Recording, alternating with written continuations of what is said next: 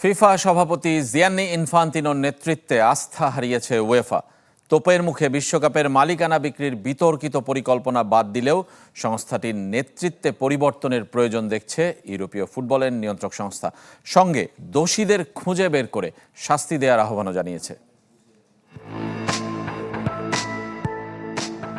চারপাশের প্রবল চাপে পিছু হটতে বাধ্য হয়েছে ফিফা।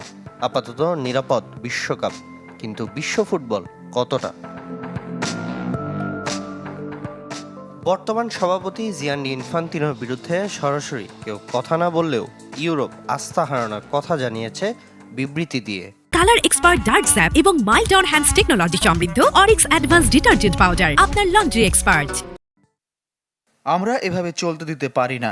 গোপন পরিকল্পনা, দ্রুততম সময়ে তা বাস্তবায়নের চেষ্টা যারা করে তারা পরিচয়হীন, তারা ফুটবলের প্রকৃত ভালো চায় না। এদের নিয়ে আমরা এগিয়ে যেতে চাই না।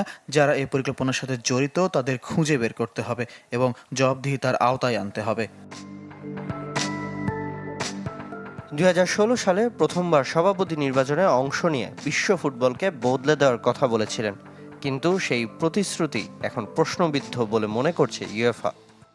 2016 সালে জিয়ান্নি ইনফান্তিনো যখন ফিফা সদস্যদের কাছে সভাপতি নির্বাচিত হওয়ার জন্য ভোট চেয়েছিলেন, তখন তিনি বলেছিলেন স্বচ্ছ হতে হবে। তিনি প্রতিশ্রুতি রাখতে পারেননি। গোপনে যে জঘন্য ও অস্বচ্ছ চুক্তির ছক কষেছিলেন তা স্বচ্ছতার সম্পূর্ণ বিপরীত। শেষ পর্যন্ত ফিফা নিজেদের অবস্থান থেকে সরে আসলেও এখানেই থামতে চায় না ইউএফা। এটা পুরো ফুটবলের জয়, কিন্তু এখানেই গল্পের শেষ নয়। ফিফার প্রতি আস্থা পুনর্গঠনের কাজ কেবল শুরু হলো। ইনফান্তিনোর সামনে কঠিন সময়। আগামী বছরের নির্বাচনে প্রার্থী না থাকলেও তার আগেই তার বিদায় হতে পারে।